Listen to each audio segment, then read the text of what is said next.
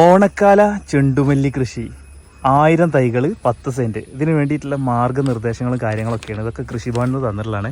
അതുപോലെ തന്നെ കൃഷിഭവനിൽ നിന്ന് നമുക്ക് തന്നിട്ടുള്ള വളങ്ങളും കാര്യങ്ങളും നോക്കില്ല നമ്മൾ മിക്സിങ്.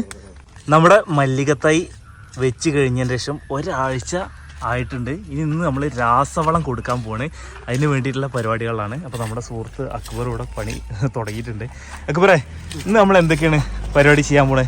ഇന്ന് നമ്മൾ രാസവളം ജൈവവളമായിട്ട് മിക്സ് ചെയ്തിട്ട് മൊത്തത്തിൽ ഇട്ട് കൊടുത്ത് മണ്ണ് മൂടി സെറ്റ് ചെയ്യാൻ പോവാണ്. മൊത്തത്തിൽ ഒരുമിച്ചിട്ടിട്ട് രാസവളം ജൈവവളം മിക്സ് ചെയ്തിട്ട് കൊടുക്കല്ലേ? അപ്പോൾ ആദ്യത്തെ ഘട്ടം കഴിഞ്ഞ് ഇനിയിപ്പോൾ രണ്ടാമത്തെ ഘട്ടമാണ്. അപ്പോൾ നമ്മൾ ഇനി നോക്കാൻ പോകുന്നത് രാസവളം ജൈവവളം കൂടി മിക്സ് ചെയ്യുന്ന പരിപാടിയാണ്. അപ്പോൾ നമുക്ക് കൃഷിഭവനിൽ നിന്ന് കിട്ടിയിട്ടുള്ള സംഭവങ്ങളാണ് ഈ തൈകൾ. അതുപോലെ തന്നെ വളങ്ങളൊക്കെ കൃഷിഭവനിൽ നിന്ന് കിട്ടിയിട്ടുള്ളതാണ്. വളങ്ങളൊക്കെ നമ്മളിതാ ഇവിടെയാണ് സ്റ്റോർ ചെയ്തിട്ടുള്ളത് അല്ലേ? ഇവിടെ സ്റ്റോർ ചെയ്തിട്ടുണ്ട്. അപ്പോൾ ഇനിയിപ്പോൾ ഓരോ വളങ്ങൾ മിക്സ് ചെയ്യാൻ പോകണം. ഏതൊക്കെ വളങ്ങൾ എന്നുള്ളതൊക്കെ നോക്കണം. അപ്പോൾ മല്ലിക കൃഷിയും നമ്മുടെ ആദ്യത്തെ ഒരു സംരംഭം തന്നെയാണ്. അപ്പോൾ ഓരോ കാര്യങ്ങൾ നമ്മൾ പഠിച്ച് മനസ്സിലാക്കിയിട്ട് ഇങ്ങനെ ചെയ്തുകൊണ്ടിരിക്കുകയാണ്. അൽഹംദുലില്ലാ ഇവിടെയൊക്കെ നോക്കിയിട്ട് നമുക്ക് നമ്മുടെ മല്ലികയുടെ തൈകൾ പ്ലാന്റുകൾ അത്യാവശ്യം കുഴപ്പമില്ലാത്ത ഗ്രോത്തിലേക്ക് ഒരാഴ്ച കൊണ്ടൊക്കെ പിടിച്ച് കാണാൻ പറ്റും. നല്ല ഹെൽത്തി ആയിട്ടുള്ള പ്ലാന്റുകൾ ഇവിടെ കാണുന്നുണ്ട്. പിന്നെ ഇടയിൽ ചില പ്ലാന്റുകൾ പോകുന്നുണ്ട്. അപ്പോൾ പ്ലാന്റുകൾ അവിടെ നമ്മൾ വേറെ തൈ ഉള്ളത് വീണ്ടും വെച്ച് കൊടുക്കുന്നുണ്ട്. പിന്നെ ഇങ്ങനെ ചില ബുദ്ധിമുട്ടിൽ ചില ഏരിയകൾ കാണുന്നുണ്ട്. ഈ നായ്ക്കളും പൂച്ചകളൊക്കെ കയറി പാഞ്ഞിട്ടൊക്കെ ഉള്ള ചില ബുദ്ധിമുട്ടുകൾ കാണുന്നുണ്ട്. അങ്ങനെ കൂടുതലായിട്ടില്ല. ഈ വളം കൊടുക്കുന്നതിന് മുമ്പായിട്ട് തന്നെ ഇതിൻ്റെ സെൻറ്റർ ഭാഗത്തുണ്ടല്ലോ, ഇങ്ങനെ ഒരു തറയിൽ തന്നെ 2 ലൈനായിട്ട് കൊടുത്തില്ല. അപ്പോൾ സെൻറ്റർ ഭാഗത്ത് നമ്മൾ ഇങ്ങനെ മണ്ണിളക്കി വെച്ചിട്ടുണ്ട്. ഇനി അതിനകത്തേക്കാണ് വളമിട്ട് കൊടുക്കാൻ പോകുന്നത്. ഇത് മൊത്തം ചാല് കയറി കഴിഞ്ഞാൽ ശേഷം കഴിഞ്ഞിട്ട് നമ്മൾ വളമിടും അല്ലേ?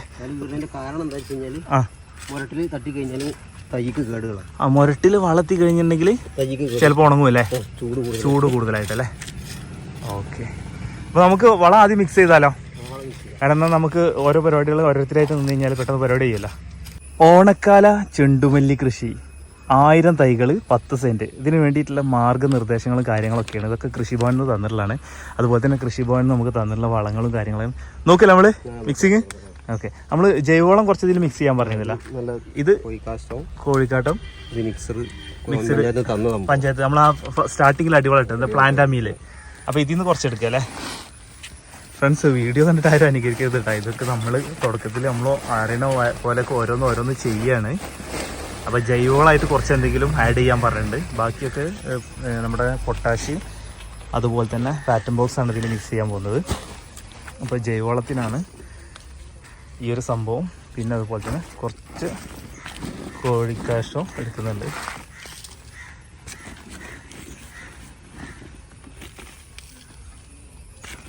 ഇത് നമ്മൾ പൊട്ടാഷ്യം അല്ലേ? നേരത്തെ ഇട്ടുള്ള ജൈവവളത്തിലേക്ക് പൊട്ടാഷ്യം നമ്മൾ ഇട്ട് കൊടുക്കുക. അതുപോലെ തന്നെ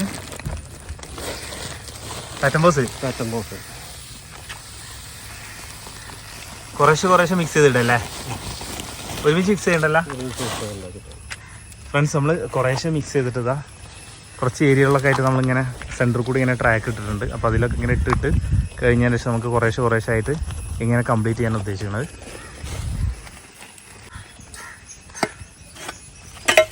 ഇനി നന്നായിട്ട് മിക്സ് ചെയ്ത് കൊടുക്കുക. നമ്മളിപ്പോൾ തറയിൽ നേരിട്ട് ഇട്ടിട്ടാണ് മിക്സ് ചെയ്യുന്നത്.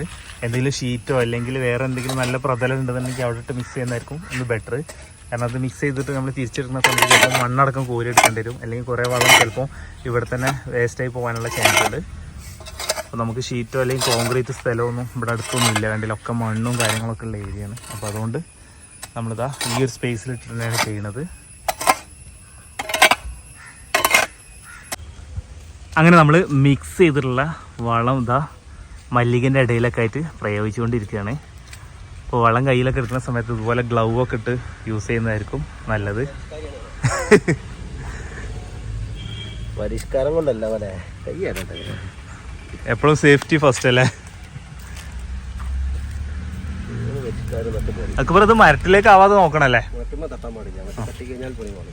ഇനി ഇതെങ്ങനെയാണ് ഇത് ബാക്കി പരിപാടി? മണ്ണേറ്റില്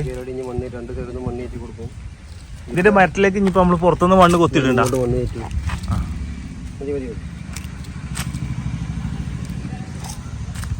ഇനിയിപ്പോൾ നമ്മൾ എന്ത് ചെയ്യണേ, 3 പേരുണ്ട്. 3 പേരും കൂടി ചേർന്നിട്ട് ഓരോരോ പരിപാടികളായിട്ട് ഇങ്ങനെ ഓരോ സ്ഥലത്ത് നിന്ന് ഇങ്ങനെ സ്റ്റാർട്ട് ചെയ്യാൻ പോകണം. ഇവിടുന്ന് ഇപ്പോൾ നമ്മൾ തുടങ്ങി.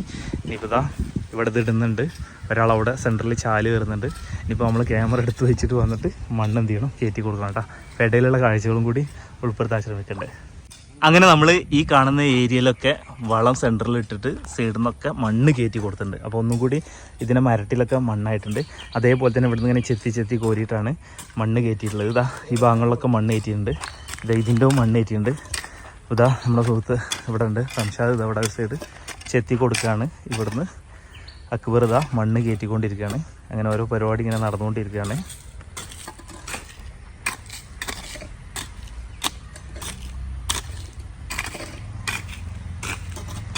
ഇടയിൽ ഇതുപോലെ ചെടികൾ പോയ സ്ഥലങ്ങളുണ്ടാവും. അവിടെ പിന്നീട് നമ്മൾ എന്ത് ചെയ്യും, ചെടികൾ വെച്ച് കൊടുക്കും.